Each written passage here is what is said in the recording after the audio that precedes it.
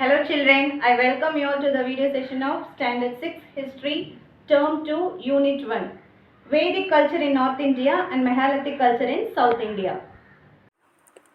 The lesson we are going to discuss is about Vedic culture in North India and Megalithic culture in South India. Who were the Aryans? The Aryans were Indo-Aryan language speaking, semi-nomadic pastoralists. They came from Central Asia in several waves of migration through Khyber Pass of Hindu Kush mountains. Though cattle rearing was their main occupation, they also practiced slash and burn agriculture. Aryans and their home in India. Aryans of the Rig Vedic period were semi-nomadic.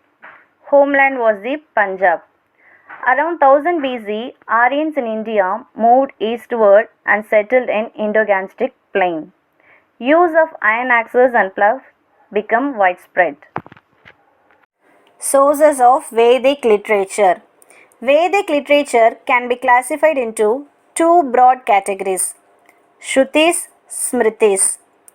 Shrutis comprise the four Vedas, Brahmanas, Aranyakas, and the Upanishads.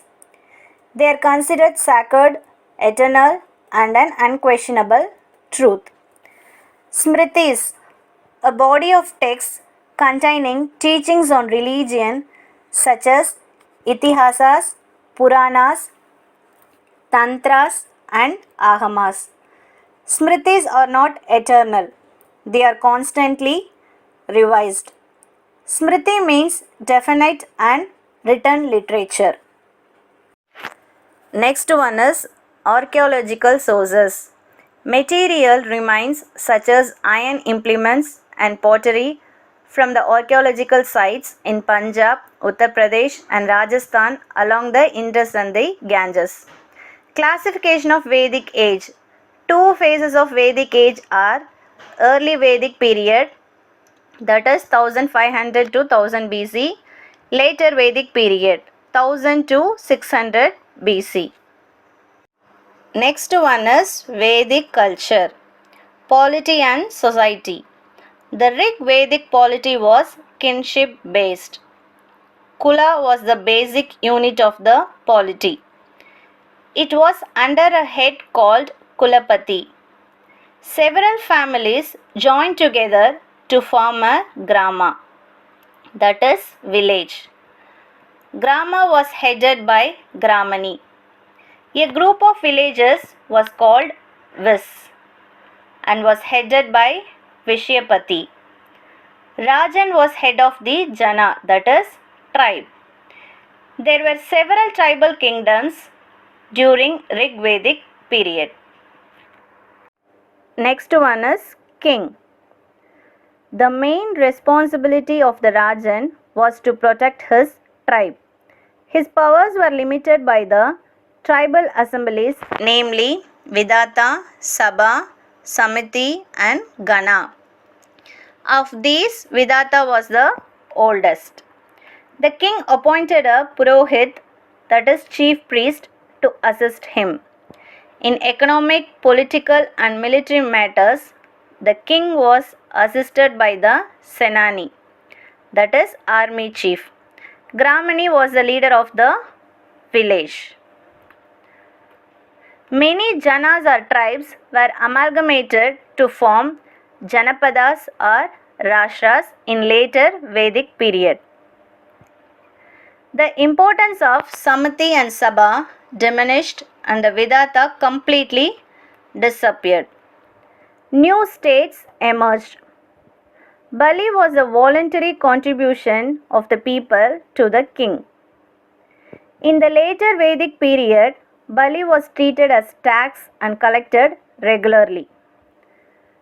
The Guru and Panjala kingdoms flourished and large cities like Ayodhya, Indraprastha and Mathura also emerged during this period. Next one is social organization. The Vedic family was patriarchal. The fair complexed Aryans distinguished themselves from dark complexed non-Aryans whom they called Dasyus and Dasas. Within the early Vedic society, there were three divisions. The general public were called Vis, the warrior class was called Kshatriyas, and priestly class was named Brahmanas. At a later stage, when the Aryans had to accommodate non-Aryan skilled workers in their social arrangement, a rigid fourfold Varna system was developed. That is, the priestly Brahmanas, the warrior Kshatriyas, the land owning Vyasyas, and the skilled workers Sudras. Thus, a graded social order emerged. Although the Vedic age is evidenced by good number of texts, it does not have adequate amount of material evidences. Status of women. In Rig Vedic society, women relatively enjoyed some freedom. The wife was respected as the mistress of the household. She could perform rituals along with her husband in their house. Child marriage and sati were unknown. There was no bar on the remarriage of widows. In the later Vedic period, the role of women in society as well as their status, even within the family, declined. Women could no longer perform rituals in the family. The rules of marriage became much more complex and rigid. Polygamy became common. Widow remarriage was not encouraged. Education was denied to women. Intercaste marriages were spurned. Next one is economic life. Economy in the Vedic period was sustained by a combination of pastoralism and agriculture. The occupation of Rig Vedic Aryans was cattle rearing. There were carpenters, chariot makers, potters, smiths, weavers, and leather workers. When the Aryans permanently settled in Sindh and the Punjab regions, they began to practice agriculture. The staple crop was yava, that is barley. There is no mention of wheat or cotton in the Rig Veda, though both were cultivated by the Indus people. Use of iron plough and axe helped to put more areas of land under cultivation. New crafts and arts developed, leading to surplus production of commodities for sale. Trade became extensive. Barter system was prevalent. They used Nishka, Satmana and Krishnala for business transactions, that is gold coins and silver coins. Next one is religion.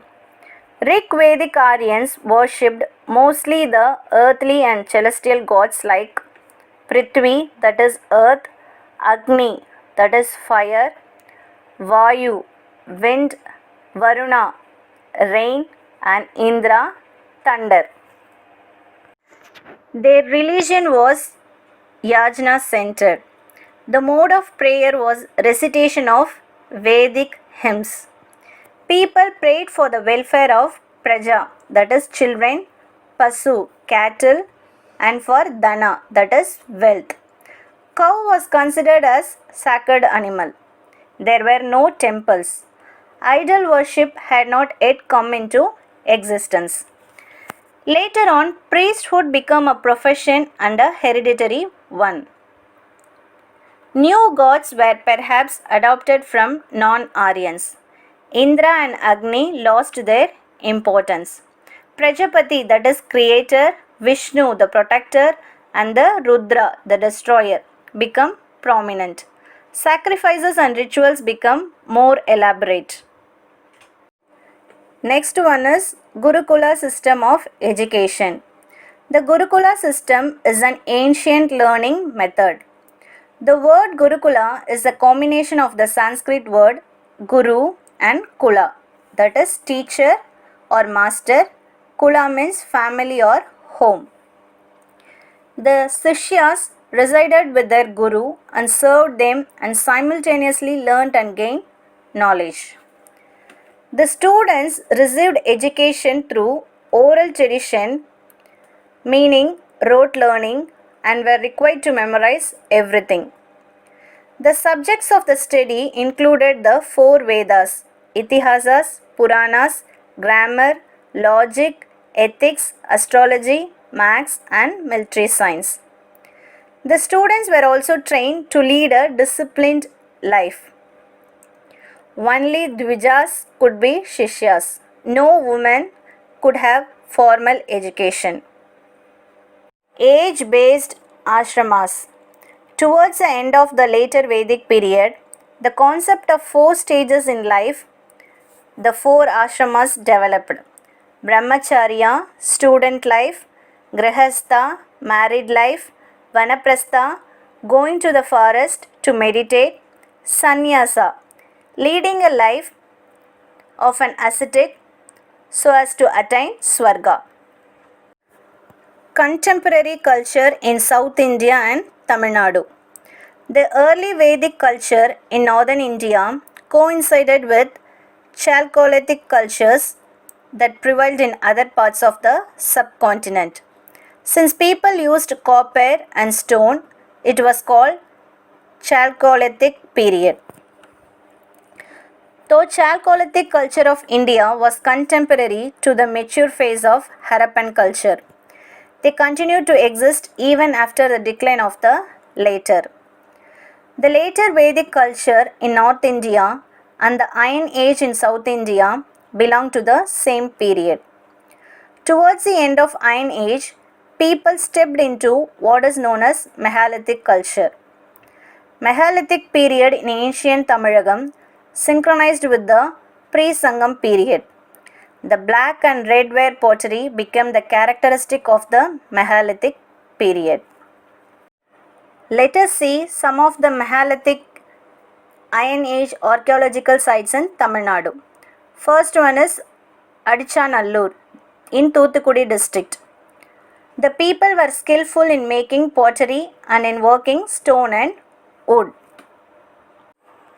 Next one is Keeladi in Sivagangai district. The Archaeological Survey of India excavated an ancient town dating to Sangam age in Keeladi village at Tirupattur Taluk. Excavations have produced evidence for brick buildings and well laid out drainage system. Tamil Brahmi inscription on pottery, beads of glass, carnelian and quartz, pearl, gold ornaments and iron objects, shell bangles, ivory dies have been unearthed. In 2017, ASI sent 2 samples of these for radiocarbon dating to Beta Analytic, Florida, USA. They dated samples as 200 BC. The Roman artifacts found at the site add to the evidence of ancient Indo-Roman trade relations. Next place is Porundal in Dindigul district. Finds grave goods, glass beads, iron swords, pottery with Tamil Brahmi scripts, pots filled with rice, semi-precious metals such as quartz, carnelian, bangles made of glass and shell. The discovery of iron, sickle, pike and tip of ploughs provide evidences that they had the practice of rice cultivation in Tamil Nadu. A pot of rice from Porundal site proves that rice was people's staple food. Next place is Payampalli in Vellore district. Archaeological finds, iron artifacts along with megalithic black and red ware pottery have been found. Evidence for iron smelting has come to light at Payampalli. The date of this culture based on radiocarbon dating is 1000 BC. Next place is Kodumanal in Erode district. It is identified with the Kodumanam of Paditrupattu. More than 300 pottery inscriptions in Tamil Brahmi have been discovered there. Archaeologists have also discovered spindles, awls used for making thread from cotton, and pieces of cloth along with tools, weapons, ornaments, beads, particularly carnelian. The Mehner founded burial site is assigned to the Megalithic period. Megalithic monuments in Tamil Nadu. The people who lived during the last stages of the New Stone Age began to follow the Megalithic system of burial. According to the system, the dead body was placed in a big pot along with burial goods. The Megalithic monuments bear witness to a highly advanced state of civilization with the knowledge of iron and community living. Dolmens are megalithic tombs made of two or more upright stones with a single stone lying across the burial site. Megalithic dolmens have been found in Veeraragavapuram village, Kanjipuram district, Kumalamarutupatti, Dindikkal district, and in Narasingampatti, Madurai district. Menhir, in Breton language, men means stone and hir means long. They are monolithic pillars planted vertically into the ground in memory of the dead.